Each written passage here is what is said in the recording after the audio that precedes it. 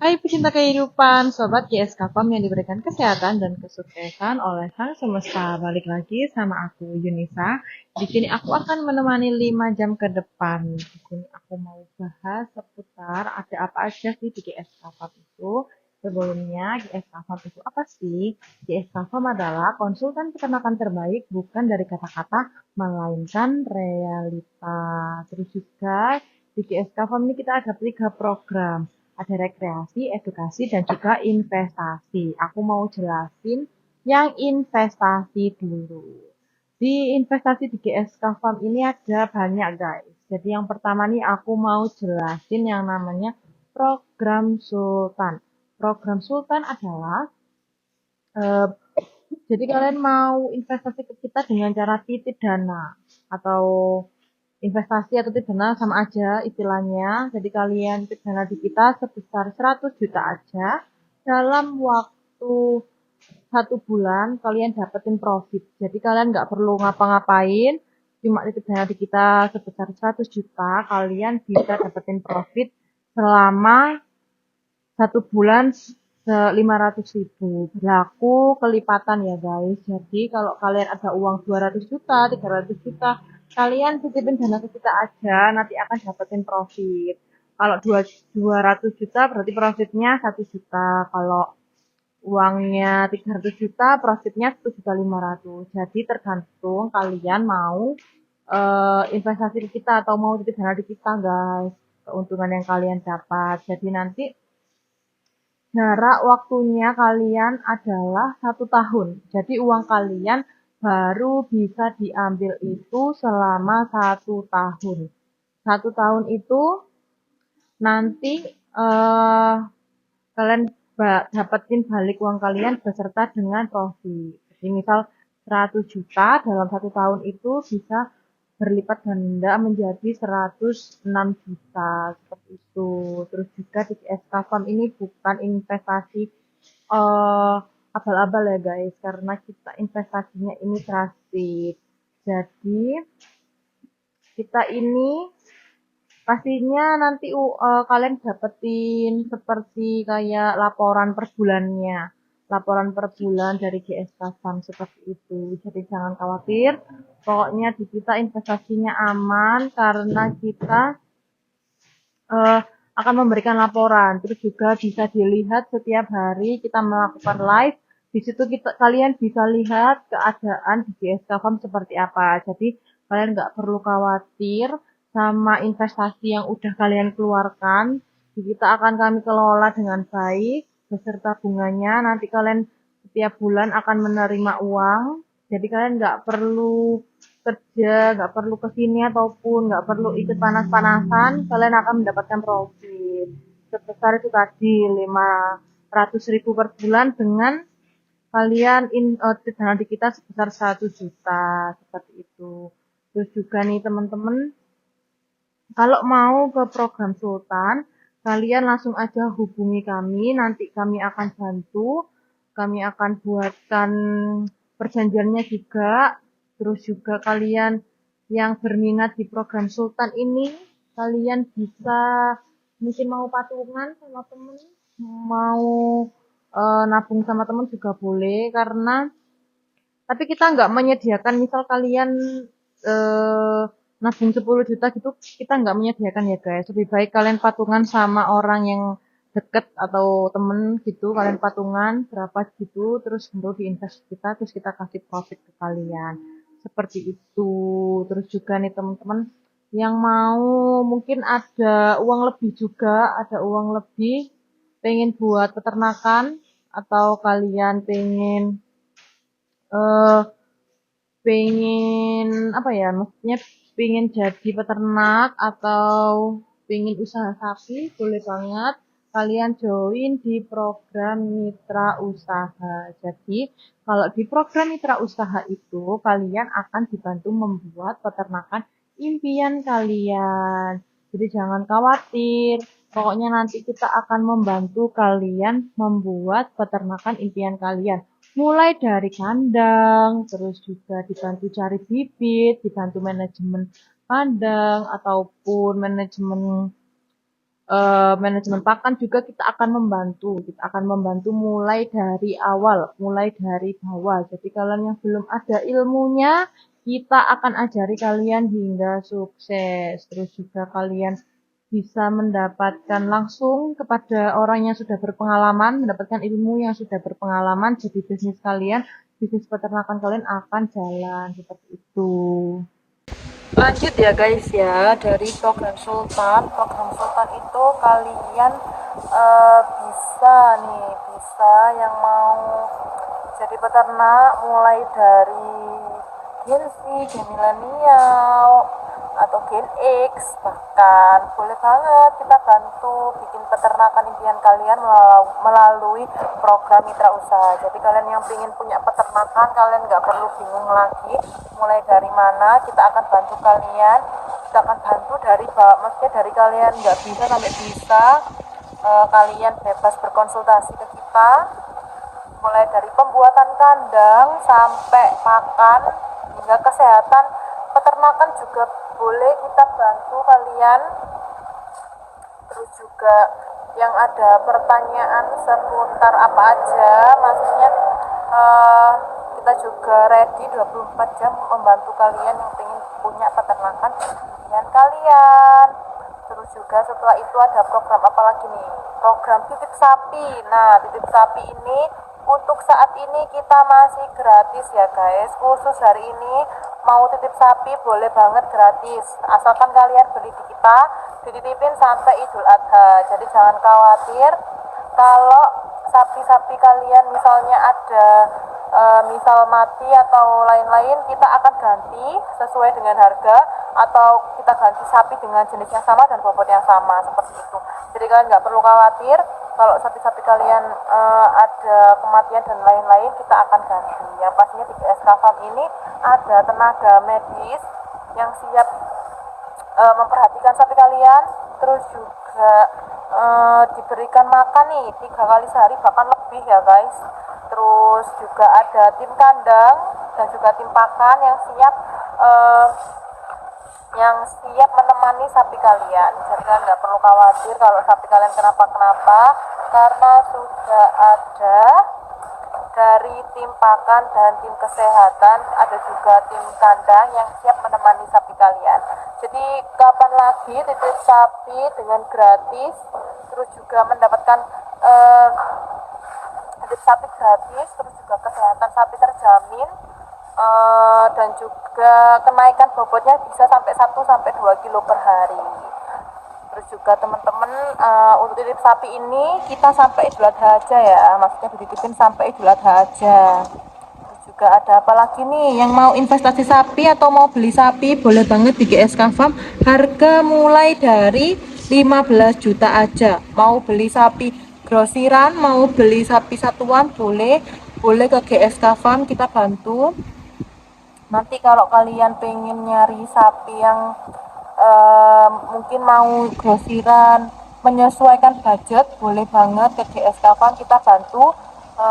Mulai dari sapi betina, jantan kita ada, nanti kita akan bantu menyesuaikan dengan budget kalian. Jadi kalian nggak perlu khawatir, karena di GSK Farm pastinya sapi-sapinya sudah terjamin kesehatan, terus juga kualitas sudah terjamin. Pakan-pakannya dipakai di sini juga pakan yang berkualitas dengan bahan-bahan yang premium ya guys. Jadi bahan-bahan kita bagus-bagus banget. Ada kita makannya pakai hijauan dan juga comboran kita pakai konsentratnya itu pakai bahan-bahan yang berkualitas dengan merek yang berkualitas, seperti itu. Terus juga ada nih program yang namanya rekreasi ini kalian bisa mengajak keluarga kalian ke GSK Farm, melihat di GSK Farm ini ada apa aja, atau kalian bisa mengajak seluruh tetangga kalian, teman-teman atau teman mengaji atau pacar juga boleh ke GSK Farm. Kalian mau piknik di GSK Farm juga boleh, mau belajar tentang edukasi. Terus yang ini masuk ke program kita yang ketiga, program edukasi. Jadi kalau teman-teman mau belajar peternakan atau mengajarkan anaknya, mengajarkan atau kalian yang ingin belajar, boleh banget ke GSK Farm. Kita akan memberikan kalian edukasi seputar hewan ternak, baik edukasi eh, cara makan atau kebersihan kandang. Kita nanti akan berikan edukasi ke kalian. Jangan khawatir karena HTM kita masih free. HTM kita masih free sampai tanggal yang tidak ditentukan ya. Jadi jangan khawatir kalau mau nyari rekreasi murah meriah, boleh banget ke GSK Farm. Langsung aja diajak keluarganya ke GSK Farm. Seperti itu. Jadi buat kalian yang pengen paket lengkap, mau edukasi, rekreasi, dan juga investasi, langsung aja main-main ke GSK Farm. Kita bantu kalian sampai kalian menemukan apa yang kalian cari. Kami tunggu di GSK Farm. Setelah ini kita mau adain ini guys, adain talkshow nih bersama tim gudang pakan. Jadi kita tanya-tanya tentang pakan apa aja sih yang baik untuk sapi. Terus juga jangan lupa kalian scroll ke atas nih, banyak banget di situ edukasi. Jangan lupa di subscribe juga. Terus terima kasih yang udah di subscribe dan juga udah di like. Kita lanjut ke video selanjutnya. Nah, ini tadi sebelum dikasihkan makannya dipotong dulu, kurang lebih menjadi 3 bagian ya guys. Dicacah seperti yang tebon jagung, terus ini rumput jenis apa Kak? Odot atau gajah? Oh, ini rumput gajah guys, ternyata bukan odot. Tuh, sedang dipotong kurang lebih menjadi 3 bagian. Terus bagian itunya dibuang guys, bagian batang yang bawah sendiri dibuang ya Kak ya? Enggak dibuang. Jadi batang bawahnya itu kita manfaatkan untuk kita tanam ulang. Nah, jadi kita biar nggak beli bibit ya. Jadi kita ambil yang sekalian tinggi. Jadi untuk batang bawahnya kita nanti kita tanam ulang. Ditanam ditanam kita pakai lahan kita sendiri lagi nanti. Oh gitu guys. Jadi kenapa kok batangnya bawah itu dipotong? Karena kita mau pakai bibitnya untuk ditanam kembali itu. Jadi kayak gitu nih. Ini bibit untuk sukit gajahnya. Jadi nanti ini kita tanam di lahan milik kita. Dikeringkan dulu ya Kak ya. Dikeringkan dulu baru enggak langsung dipasang. Oh, langsung ditanam, guys.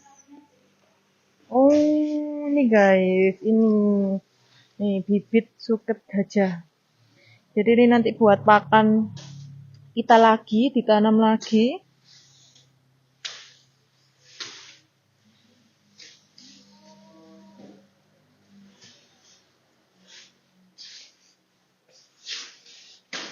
Dipotong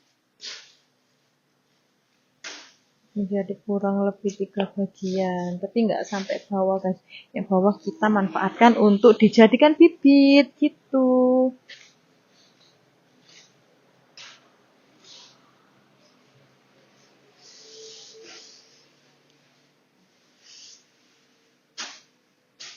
Oh, kurang lebih 2 sampai 3 bagian guys. Jadi motongnya nih.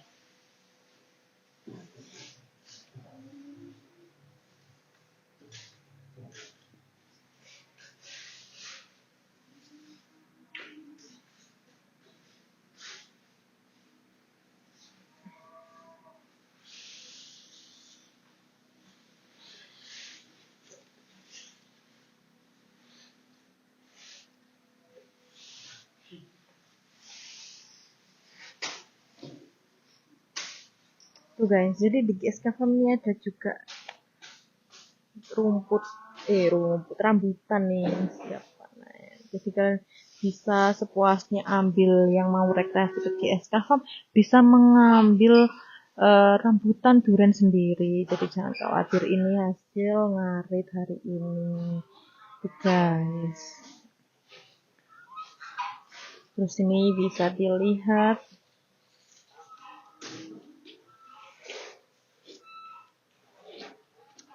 Terus setelah dirasa penuh daltonnya, dibawa menuju kandang yang mau ditanam kembali. Ini yang penuh.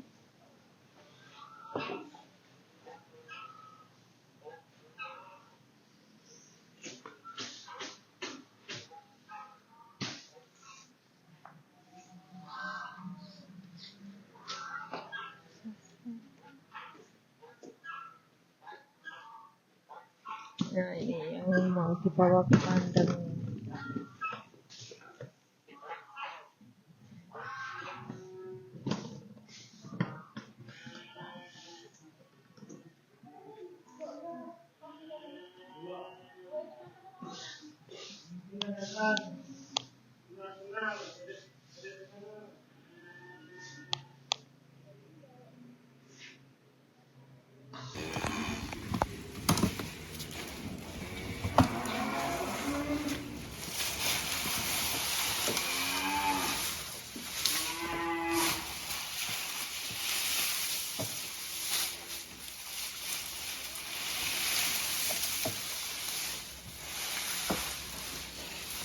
Ya, pemberian hijauan kepada sapi.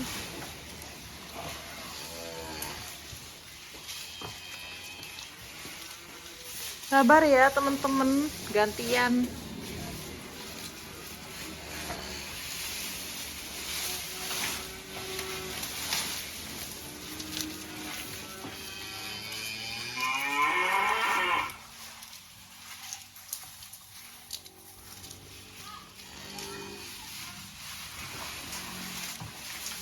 Sik.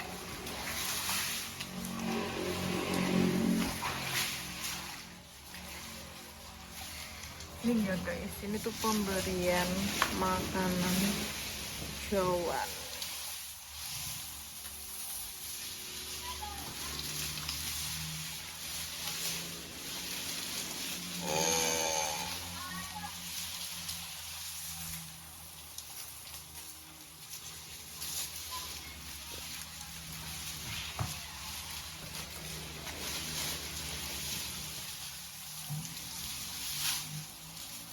Nah, kalau hijauan gini sapinya lahap semuanya guys. Nah, itu juga harus dipotong ya guys. Dipotong. Tidak semuanya langsung dikasihkan, tapi dipotong dulu.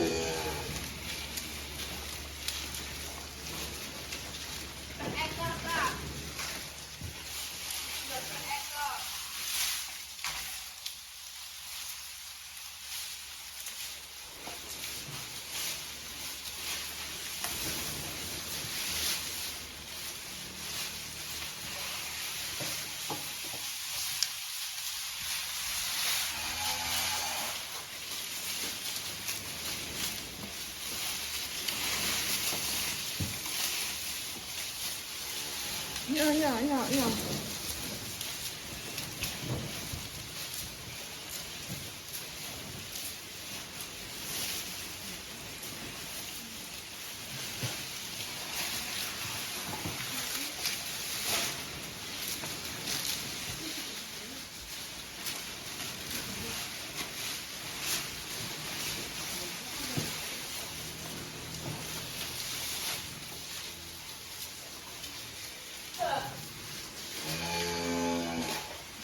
Nih guys, kalau dikasih makan hijauan itu semuanya lahap.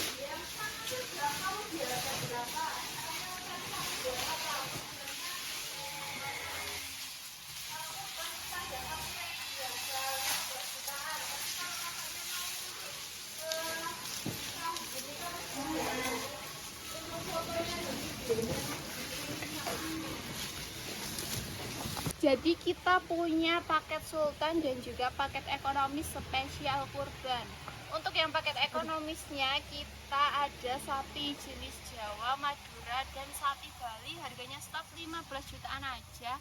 Untuk bobot 250 kg sampai 300 kg per ekornya. Kalian kalau beli sapi di sini nanti juga bisa dapat gratis ongkir untuk pengiriman di seluruh Pulau Jawa dan juga bisa dapat sultannya kita ada sapi jenis limosin dan juga sapi jenis simental. Untuk bobotnya start 400 kilo sampai 1 ton up. Nanti kalian juga bisa dapat gratis ongkir juga untuk pengiriman seluruh Pulau Jawa dan dapat titip sapi gratis sampai hari H kurban. Halo Kakak Yuyun, selamat bergabung. Ini Kakak Yuyun. Itu untuk paket sultan. Kita juga ada paket ekonomis. Untuk paket ekonomis kita ada sapi jenis sapi Jawa, sapi Madura, dan sapi Bali. Untuk harganya start 15 jutaan aja dengan bobot 250 kg sampai 300 kg. Kalian kalau beli di GSK Farm nanti juga bisa dapat gratis ongkir untuk pengiriman seluruh Pulau Jawa dan juga bisa dapat penitipan sapi secara gratis.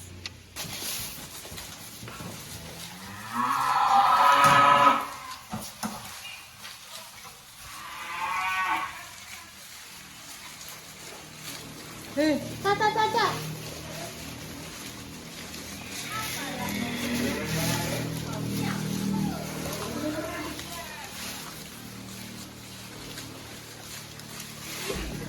Iya, kejadian. Aku kan ngomongin dulu bolak-balik.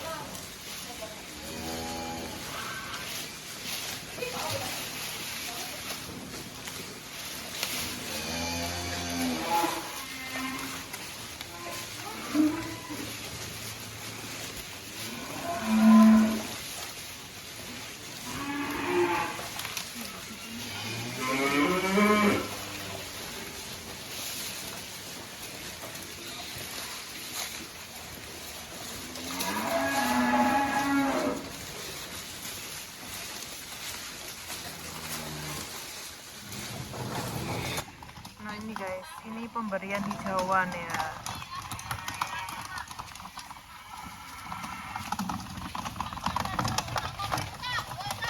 Ini hijauan. Iki odot. Odot.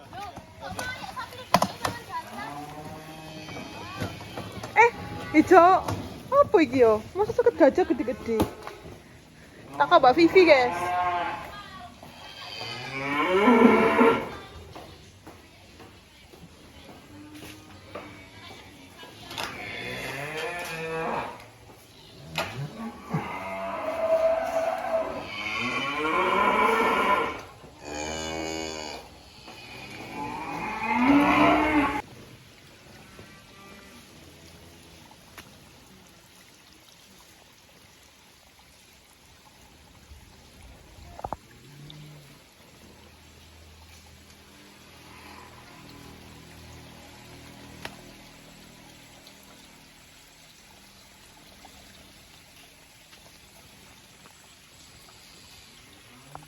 Ini tuh mau ditanam lagi ya guys, jadi dipotongin buat yang mau ditanam.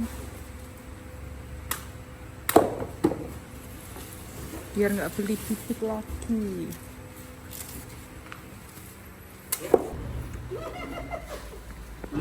Sama tas ingetin nandur. Iya kah? Ada nandur kah? Nih guys, ini dimasukin terus ditandur. Ditanam ya. Di Tegal Sumber Boto.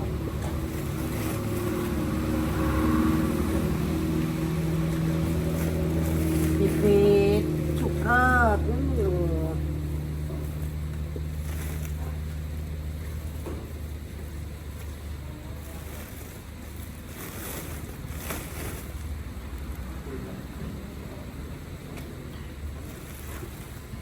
Habis dipotongin terus dibawa ke Tegal.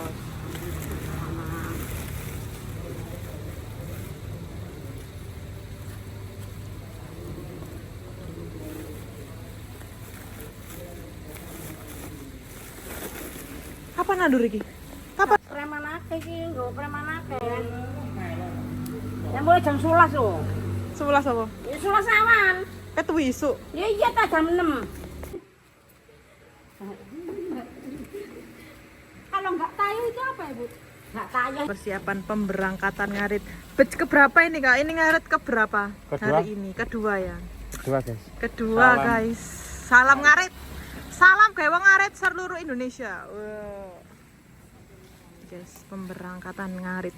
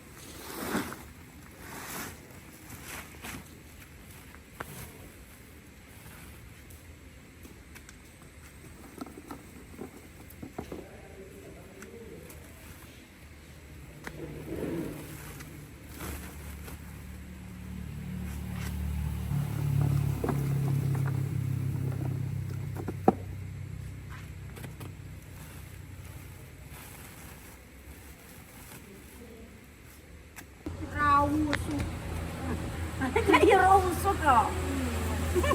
Tawel. Wanter.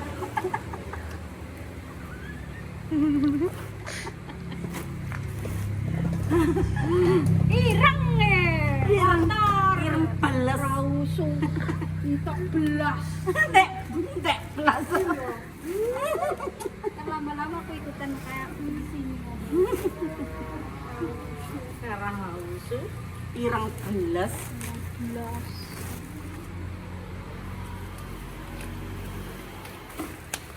Kayak tebu ya. Kayak tebu. Maksudnya kok ini kayak tebu. Cuma nak tebu ini kita gendang no, macam terus ini. Loh, nak nanu ni gini. Nak nanu tu. Anaknya gede gini ini. Oh, iki lah yo iki. Nak tebu ngono. Nak tebu. Nak tebu ditidurkan. Lah iki kincep-kincep no.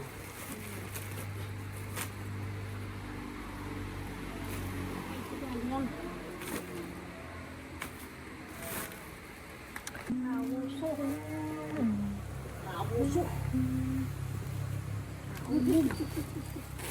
Wanter, paweteng. Iki namanya dibakar.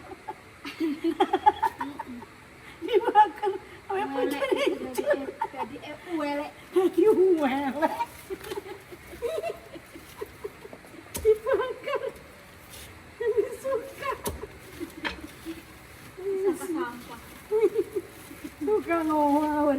Kancane golek uang. Biasa guys, dua hewan banyak ini. Nah kan, guys sudah melihat aku guys. Aktif kalau ini sor.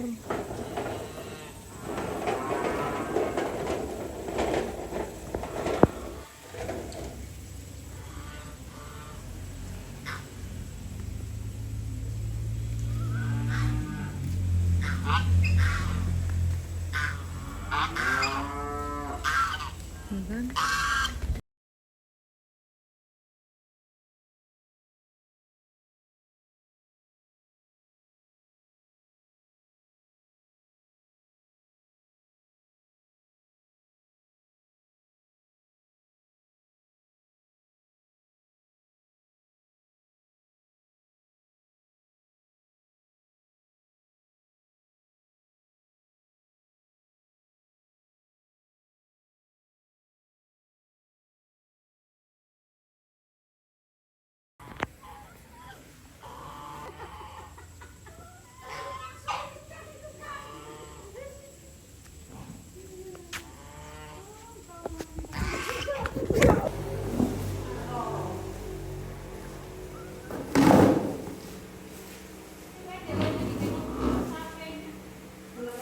harusnya bestie dengan mereka berdua ini, tapi kadang mereka nyebelin, suka mengejar dan menyosor.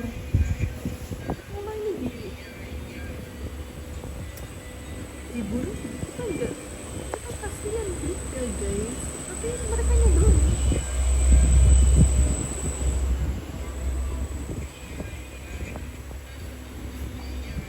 Tuh apalagi yang satunya pincang.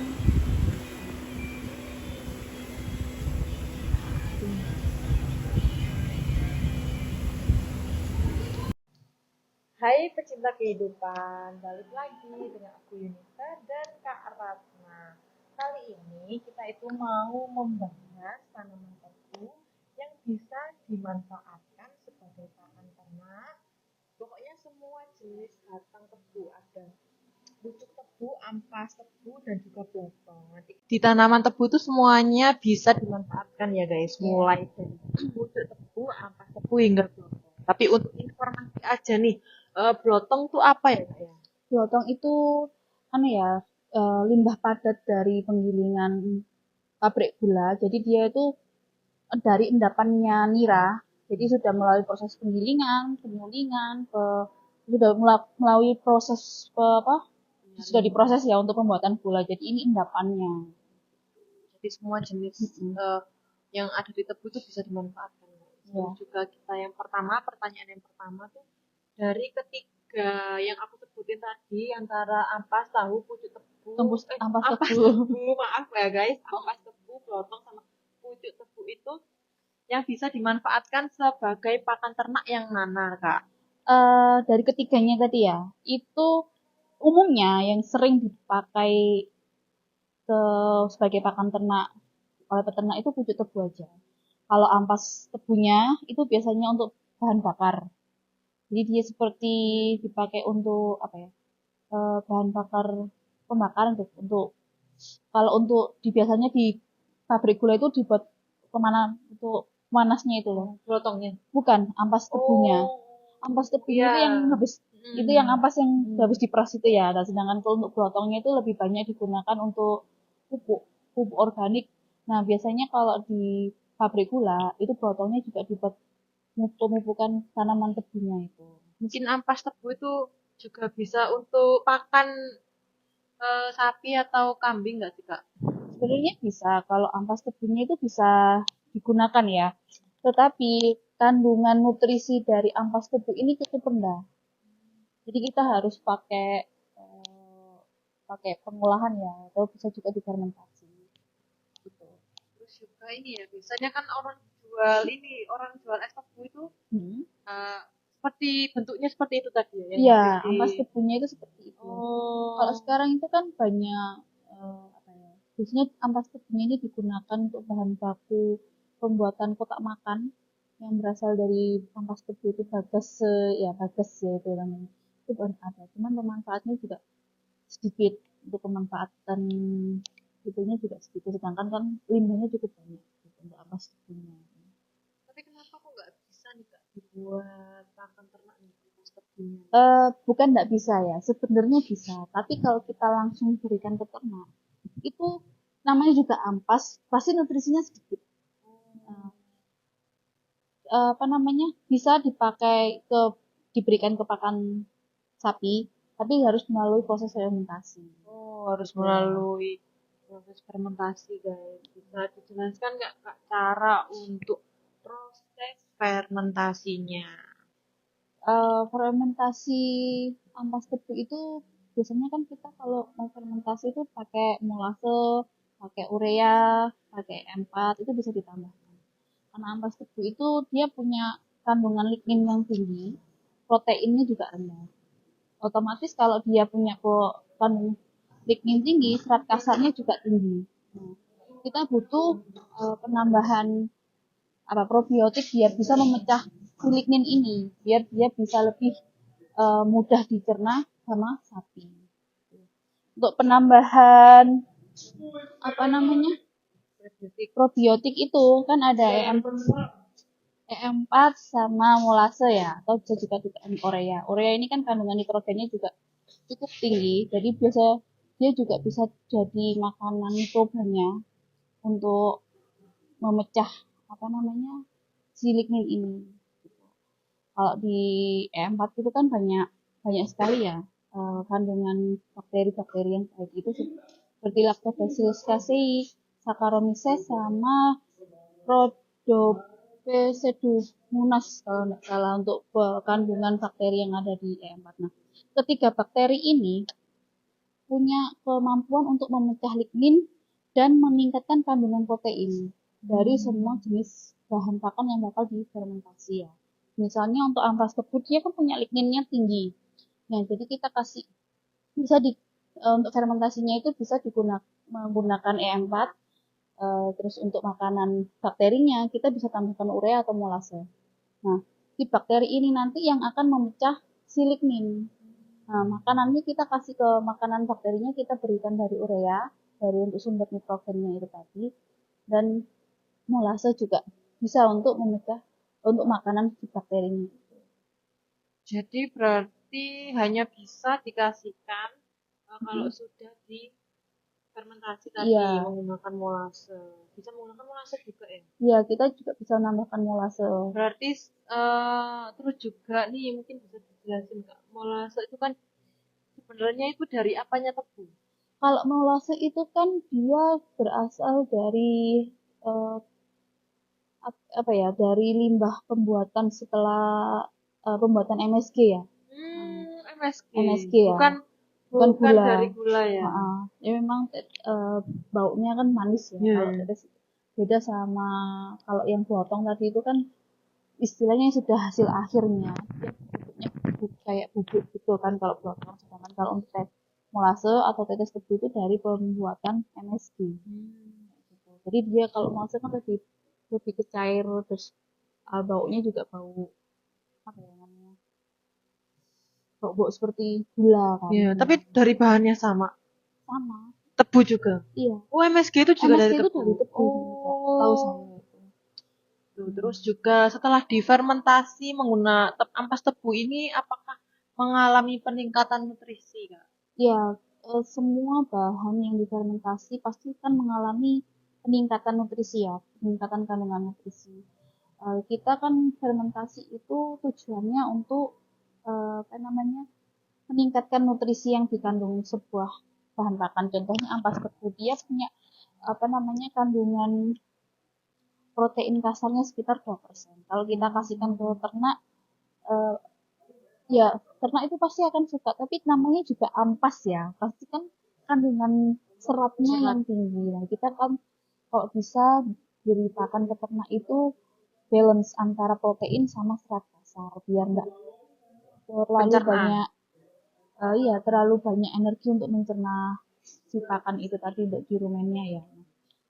Setelah difermentasi menggunakan E4 atau tambahkan urea dan molase itu ada peningkatan sekitar 2 sampai 3 kali lipat dari biasanya kayak gitu. Nah, harapan kita untuk diberikan seperti itu kan sekali makan sapi itu sudah memenuhi kebutuhan nutrisinya gitu kan. Seperti proteinnya bisa naik 3 kali lipat dan di atas kalau 2% ya sekitar 6% itu sudah cukup untuk kebutuhan hariannya nanti, apalagi ditambahkan dengan yang bahan lain ya, misalnya kalau ampas tebu ditambahkan dengan pucuk tebu, tambahkan bakteri yang baik seperti tadi E4 atau ditambahkan molase, ditambahkan urea itu bisa naik sekitar 13% ya. Ini ada beberapa penelitian yang menyebutkan kalau ampas tebu, pucuk tebu, molase, urea, dan E4 itu bisa menghasilkan protein kasar sebesar 13%. Nah, itu ada yang meneliti seperti itu. Kita tahu pucuk tebu itu cukup banyak juga kalau saat panen tebu kan dia penghasil dari satu tanaman tebu itu bisa 30%. 30% untuk pucuk tebunya itu. Gitu ya. Nah, itu kan cukup banyak juga ya. Nah, sedangkan sebenarnya pucuk tebu itu kan daunnya agak kasar ya. Di lidahnya sapi itu kadang sapi itu mau makan tapi ada juga yang tidak karena kasarnya itu. Nah, ditambahkan molase sama E4 itu sudah cukup udah bagus Melunakkan ya untuk gitu ya. melunakkan si daunnya itu. Kita juga bisa nambahkan ampas tebu tadi biar ampas tebunya itu bisa juga dimanfaatkan sebagai pakan ternak. Tuh, jadi kalau kita itu sebisa mungkin ngasih pakan itu kandungan nutrisinya yang hampir sama gitu kan. Sebenarnya kalau pucuk tebu kandungan nutrisinya memang hampir sama seperti rumput gajah, tapi kebanyakan dia lebih lebih tajam ya untuk daunnya itu. Jadi untuk peternak itu ya kadang ada ternak yang tidak suka gitu. Saking kasarnya itu tadi. Makanya kita gimana caranya bisa dimanfaatkan secara keseluruhan untuk dari limbah tanaman tebu ini ya cara salah satunya ya fermentasi tadi pakai molase tambahin E4 terus tambahin urea seperti itu. Tapi kan teksturnya juga sama dengan kulit gajah, itu perlu juga nggak dikasih E4 kalau ngasih kulit gajah? Sebenarnya rumput gajah itu juga bisa diberikan difermentasi dulu terlebih dahulu bisa. Cuman kalau untuk rumput gajah dari Pak dibanding sama pucuk tebu itu sapi lebih suka sama rumput gajah karena tidak terlalu tajam dibanding si apa tadi pucuk tebu tadi ya gitu. Kan tahu sendiri kalau di tebu itu kan ada bulu-bulu halusnya nah itu kan juga bisa melunak dengan itu tadi. Nah, terus juga serat kasarnya nih di angka 42,30 ya Kak. Iya. Itu bisa membuat pencernaan lebih cepat atau lebih lambat nih? Sebenarnya kalau tadi kan udah oh ya kalau ampas tebu sama ampas tebu itu kandungan ligninnya kan juga tinggi ya kan. Nah, serat kasarnya pun pasti lebih tinggi. Dan pucuk tebu juga mempunyai serat kasar yang cukup tinggi sekitar 40. Nah, sedangkan kalau kita fermentasi, nah serat kasarnya ini akan turun kadarnya. Karena bakteri yang kita berikan ini punya fungsi untuk mencerna si lignin tadi itu sebab menjadi apa namanya ini karbohidrat yang lebih lebih apa namanya ya lebih sederhana jadi lebih menjadi jadi kan kita kalau ada lignin kita ini dikasih bakteri itu dicerna dijadikan senyawa-senyawa yang lebih sederhana biar mudah diserap oleh tubuh si ternak tadi. Jadi pencernaannya lebih ini ya. Pencernaannya lebih tinggi nanti kalau misal dikasih pakan yang sudah difermentasi itu. Terus juga di angka 42,30 nih guys. Iya. Cukup tinggi juga untuk serat kasarnya pucuk tebu ini ya sama seperti rumput gajah. Makanya kita kan kalau bisa itu masih habis sebelum kita berikan rumput gajah kita kasih pakan yang punya kandungan protein yang tinggi. Nah, kalau misal kita fermentasi, kalau proteinnya sudah tinggi, kita tidak perlu memberikan pakan yang fermentasi lagi. Pakan yang dengan kandungan protein tinggi ya. Kita kalau di GSK kan kita kasih comboran. Karena comboran itu punya protein yang tinggi seperti kayak konsentrat. Nah, sedangkan kita kasih rumput gajah untuk sumber seratnya. Jadi yang proteinnya yang udah di comboran tadi dikasih serat kasar yang nggak perlu difermentasi biar proteinnya yang diberikan tidak tumpuk ya, tidak terlalu banyak juga. Kalau kelebihan protein juga kurang baik di tubuh ternak. Jadi kalau bisa kita ngasih pakan itu yang nutrisinya terjaga. Jadi kalau misal Mbak kalau ada pakan fermentasi nih, proteinnya sudah tinggi sekitar 14% atau 2%, ya udah kita tidak perlu memberikan pakan tambahan berupa konsentrat. Sebaiknya kalau memang mau ditambahkan boleh, tapi porsinya lebih sedikit ya. Jadi biar tidak ada tumpuk apa ya. Jadi kalau proteinnya kita kasihnya terlalu tinggi, sapi itu tidak bisa mencerna. Jadi proteinnya bakal terbuang lewat feses. Gitu. Jadi harus diperhatikan lagi kalau ngasih protein jangan yang tumpuk. Misal udah dikasih comboran dan udah ada proteinnya nih, berarti nanti tinggal dikasih hijauan yang tanpa difermentasi. Kalau misal belum dikasih protein, dikasih Terus lanjut pertanyaannya, setelah difermentasi nih Kak, pasti ada perubahan warna dan bau. Apakah sapi masih mau memakan pakan fermentasi? Nah, sebelum kita kasihkan ke ternak, kita itu setelah pembuatan pakan fermentasi ya, kita lakukan uji organoleptik. Uji organoleptik ini terdiri biasanya dari uji organoleptik ini uji untuk apa ya, karakter fisik dari pakan pakan fermentasi ya. Biasanya meliputi dari warna, aroma sama tekstur. Kalau warna itu semisal nih kita kasih rumput pucuk tebu sama ampas tebu ya. Itu kan warnanya kalau dijadikan satu, dia kan warnanya hijau kecoklatan kan nanti kan. Nah, sedangkan kalau kita tambahkan molase jelas warnanya coklat ya. Nah, warna ini untuk parameternya tidak berbeda jauh dari bahan yang digunakan di awal ya. Misal tadi pucuk tebu sama ampas tebu kalau dicampurkan pastinya nanti kan warnanya hijau kecoklatan. Nah, kalau sudah berwarnanya gelap, nah itu kemungkinan sudah tidak berhasil untuk fermentasinya. Sedangkan untuk ditambahkan molase, dia akan lebih berwarna lebih pekat. Nah, kalau untuk apa namanya, kalau untuk uji organoleptik yang ditambahkan molase, warna kan biasanya relatif ya. Nah, itu bisa diketahui dari baunya, aroma. Selama aroma pakan fermentasi yang kita buat itu tidak berbau kecut, nah itu berhasil. Jadi ya kecutnya itu yang kecut banget ya. Kan kalau untuk fermentasi itu kan pasti ada bau khas fermentasi itu kan pasti kayak kayak kita buat apa itu kan ada bau-bau kecut. Tapi kak kecutnya itu kecut yang normal, bukan yang kecut banget gitu ya. Nah, sedangkan untuk teksturnya itu teksturnya yang tidak terlalu banyak air. Jadi, kalau fermentasi terus airnya banyak itu kemungkinan tidak berhasil. Berarti fermentasi itu ada airnya ya? Airnya kan kalau ditambahkan molase sama apa namanya E4 kan airnya dari situ aja. Jadi sama kandungan air yang dari fermentasi itu.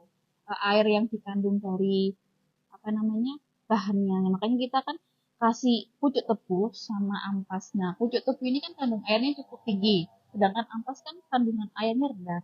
Jadi kita campur jadi satu itu untuk menyerap kandungan air si pucuk tebunya tadi. Jadi kita bisa mungkin kalau mau fermentasi kita perhatikan juga kandungan airnya. Seperti itu ya. Jadi kalau takutnya itu kalau kandungan airnya terlalu banyak dia akan tumbuh jamur. Nah, jika sudah tumbuh jamur, pakan fermentasi itu juga gagal. Nah, kalau gagal itu nggak bisa dikasihkan ke nggak bisa. Nanti sapi pasti bisa keracunan. Gitu ya. keracunan bakterinya tadi. Iya, bukan hanya bakterinya ya kan kita tahu sendiri jamur kalau tumbuh sudah di pakan itu kurang bagus, apalagi pakan fermentasi. Takutnya itu ada jamur kapang, kebanyakan kapang ya yang eh, jadi jamur yang setelah fermentasi ini itu bisa buat keracunan diare lah, terus lebih banyaknya itu ke diare untuk sapi kalau yang sudah makan pakan yang sudah berjamur itu pasti diare. Nanti kalau sudah diare dia akan ada penurunan nafsu makan, terus ya kita juga sulit juga nanti kalau sudah penurunan nafsu makan itu ya. Nah, membuat sapi untuk menyukai suatu jenis pakan itu sulit gitu. Nah, kalau pakai ini Kak, kalau pakai fermentasi tadi itu nafsu makan tuh mereka gimana? Lebih nafsu di yang sudah difermentasi atau sebelum difermentasi? Jadi gini, kalau fermentasinya tadi kan kita ada penelitiannya kan bila ditambahkan molase sama E4 ya. Nah, setelah dilakukan uji organoleptik, ternyata pakannya ini bagus, tidak berbau kecut, tidak memiliki jamur ataupun kapang. Itu ternyata uji palatabilitas, uji kesukaan untuk ternaknya itu lebih tinggi untuk pakan fermentasinya tadi daripada pucuk tebu sama ampas yang diberikan secara langsung ya. Terus ternyata sapi juga tidak dimakan, tetapi sisa pakan yang dikasihkan itu sedikit, apa lebih banyak. Nah, sedangkan untuk pakan fermentasi, pakan yang diberikan sama sisa pakannya itu sisa pakannya lebih sedikit. Misalnya tapi diberikan 10 anggapnya 10 kilogram pakan ya satu sekali pemberian. Nah, setelah dilihat dalam rentang waktu 1 hari, ternyata ada sisa pakan. Nah, sisa pakannya ini kita bisa mengasumsikan kan, semisal kita beri 10 kilo pakan nih untuk campuran dari pucuk tebu sama ampas. Tetapi setelah dilihat ampas sisanya ini ada sekitar 3 kilo. Berarti yang dimakan kan cuma 7 kilo. Nah, sedangkan untuk pakan fermentasi sama-sama diberikan 10 kilo, sedangkan untuk dimakan cuma tersisa sekitar 1 sampai 2 kilo. Nah, berarti kan lebih banyak yang dimakan. Iya. Asumsinya kalau banyak pakan yang dimakan, berarti dia banyak yang bakal dicerna untuk tubuhnya gitu. Berarti harus uji organoleptik itu tadi yang tadi. Iya. Jadi Edukasi. setelah kita buat fermentasi ya, semua untuk setelah pembuatan fermentasi pakan ataupun pembuatan silase atau pembuatan campuran, kita harus melakukan uji organoleptik. Dari mulai aroma, tekstur, dan warna. Jadi warnanya tidak berbeda jauh dari warna yang sebelumnya untuk bahan penyusunnya. Terus bagaimana dengan aromanya? Kalau dia tidak ditambahkan seperti molase atau E4, dia punya aroma yang biasa, seperti kayak pembuatan silase ya. Iya. Aroma yang diharapkan silase itu aroma daun segar. Oh, Daun segar ya, kirain bagaimana? manis ya? Enggak, daun segar itu ya kita pasti tahu kan ya untuk bagaimana dengan aromanya gitu. Terus untuk teksturnya dia nggak lembek, ya nggak kering banget, nah kayak gitu kan. Harapan kita itu pemberian seperti itu tuh kita untuk pengurangan kadar air pertama ya. Kita pasti fermentasi itu kadar airnya yang harus diperhatikan. Kalau terlalu tinggi, dia tidak akan berhasil, dia hanya akan menghasilkan jamur nanti ya kalau airnya yang terlalu tinggi. Sama juga pembuatan silase kita harus menurunkan kadar airnya. Bisa dari kadar air itu bisa dikurangi dari perlakuan penyinaran, pengurangannya itu dari sinar matahari, penjemuran ya. Oh, dijemur ya. Nah, bisa juga ditambahkan bahan yang memang memiliki bahan kering yang lebih tinggi. Contohnya tadi kan pucuk tebu sama ampas tebu. Nah, dia kan bisa jadi penyerapan ya, jadi ada timbal baliknya ya untuk terus. Kalau bisa juga ditambahkan konsentrat atau juga padi. Nah, iya. Tapi kayak itu nanti ada perhitungannya juga ya. Jadi mau berapa persen untuk kandungan airnya yang dikandung itu biasanya sih nggak sampai 50% ya setahu saya itu. Kalau bisa ya nggak sampai setengahnya gitu untuk pembuatan fermentasi ini.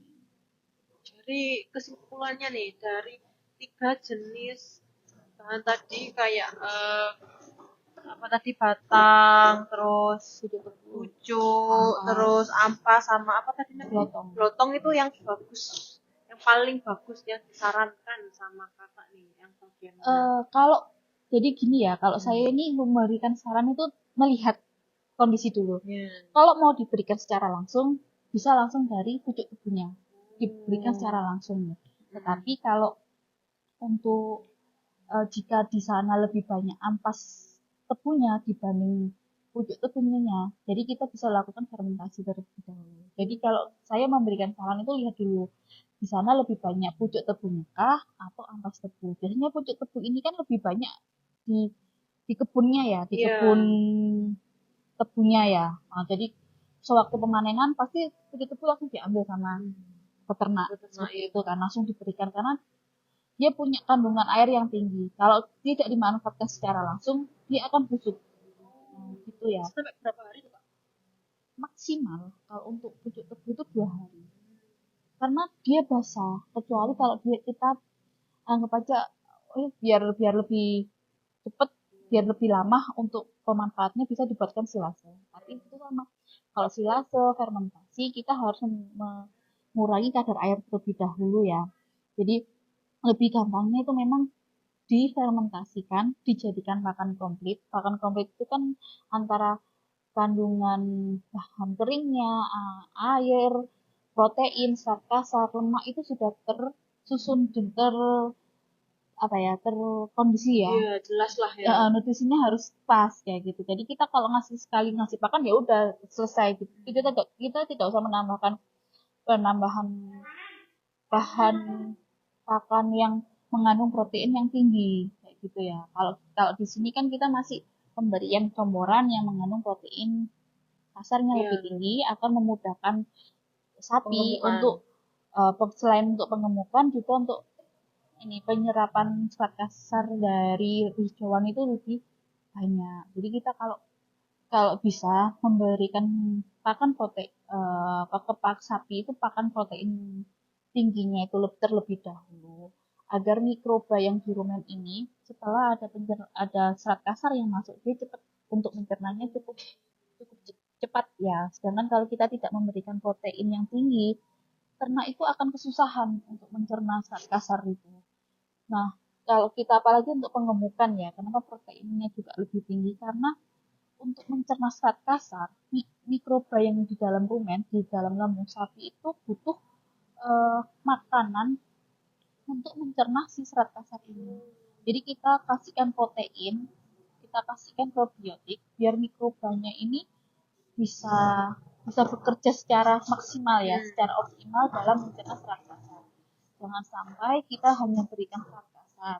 Nanti akhir sapi ini cuman energinya ini cuman terpakai untuk mencerna aja, tidak Dalam rumen. untuk rumennya itu di dalam rumen itu mikrobanya hanya mencerna energinya hanya dipakai untuk mencerna saja serat kasar, tidak ada energi yang untuk pembentukan daging kayak gitu kan. Jadi kita kalau bisa itu berimbang ya untuk pemberian pakan itu, jadi sebisa mungkin energi ini untuk apa, energi itu yang dipakai sama sapi itu kan bisa dipakai untuk apa namanya memproses makanan untuk hidup juga kan, terus untuk penimbunan lemaknya, untuk penimbunan eh, protein ataupun lemak untuk dagingnya. Jadi kita harus sebisa mungkin jangan sampai kita berikan pakan tetapi sapi ini memerlukan energi yang cukup tinggi untuk mencerna makanan itu. Jadi sebisa mungkin kita kasih apa tadi pakan yang punya daya saving ya, untuk daya cerna yang lebih rendah, eh, untuk daya cernanya tinggi. Jadi kita apa ya, bisa sapi itu bisa memanfaatkan protein itu untuk pembentukan daging seperti itu. Jadi harus dilihat dulu keadaannya nih ya. Sapi kalian nih memang dikhususkan untuk apa sebenarnya? Gitu ya Kak ya. Ya, kalau untuk sapi perah, nah, protein itu dibutuhkan, dia lebih butuh banyak protein karena untuk pembentukan susu ya. Susu itu kita tahu ya, untuk ternak yang punya sapi yang memang khusus untuk peternakan perah ya, sapi perah itu proteinnya lebih tinggi dikarenakan dia butuh untuk pembentukan susunya ini tadi, air susunya itu, dan dia juga butuh kalsium yang lebih tinggi juga. Berarti kalau di kita lebih baik difermentasi dulu ya biar Ya, seimbang. Tapi berhubung kita udah pakai apa tadi, pakai comboran, proteinnya udah tercukupi, jadi kita pakai yang hijauan, pakai yang apa tadi, langsung pucuk. ya, pucuk tebunya. Pakai langsung. Kalau di GSK ini kan masih belum pakai pucuk tebu ya. Kita lebih banyaknya ke jerami Gajah. sama rumput gajah. Ada juga nanti pakai tepung jagung ya biasanya. Nah, jerami sama tepung jagung ini kan kandungan serat kasarnya kan juga cukup tinggi. Jadi kita juga ngasihnya untuk kuantitasnya itu juga sedikit, tidak terlalu banyak. Jadi kita berikan proteinnya yang cukup banyak. Jadi sama aja kalau kita berikan dia protein yang cukup banyak, tubuhnya ternak juga enggak bisa apa ya, memprosesnya. Dia kan keluar dari body feces. Jadi kita tetap harus imbang. Jadi itu kita kasih misal nih, misal kita kasih pakan itu 10% dari bobot badannya. Ya udah, untuk itu terdiri dari protein, karbohidrat, zat kasar, lemak. Jadi semuanya harus terukur ya. Jadi sebisa mungkin dari rumputnya juga sudah harus tahu proteinnya segini, serat kasarnya segini. Jadi misal untuk tahu serat kasarnya tanaman itu bisa dilihat gini. Tanaman itu kalau sudah mulai berbunga dan berbuah ataupun sudah tua, dia pasti mengandung serat kasar yang tinggi dibandingkan dengan tanaman yang belum pernah berbuah ataupun belum pernah berbunga. Itu pasti masih kandungannya cukup besar. Masih kandungan nutrisinya juga cukup tinggi. Oh, apa namanya? Padi, kalau dia sudah jadi jerami, dia sudah berbuah ya, sudah menghasilkan beras, dia pasti kandungan serat kasarnya tinggi dibandingkan dengan padi yang belum pernah berbunga ataupun berbuah. Itu kandungan serat kasarnya pasti rendah dan proteinnya cukup tinggi walaupun tidak akan setinggi kandungan yang protein yang ada di campuran ya. Tapi kan kita sebisa mungkin itu kan ngasih yang terbaik untuk ternak. Itu ya guys ya, jadi itu tadi udah kita kupas tuntas. Terus juga teman-teman yang ada pertanyaan seperti biasa boleh banget langsung komen ataupun kalian chat kita di WhatsApp maupun di website atau di sosmed kita yang lain. Boleh banget tanya kita langsung biar kalian paham akan pembahasan kita dan juga seputar hewan ternak. Terus juga buat teman-teman jangan lupa di like, komen, dan subscribe. Terus juga nyalain lonceng notifikasinya biar kalian nggak ketinggalan informasi seputar GSK Farm. Sampai jumpa di video selanjutnya.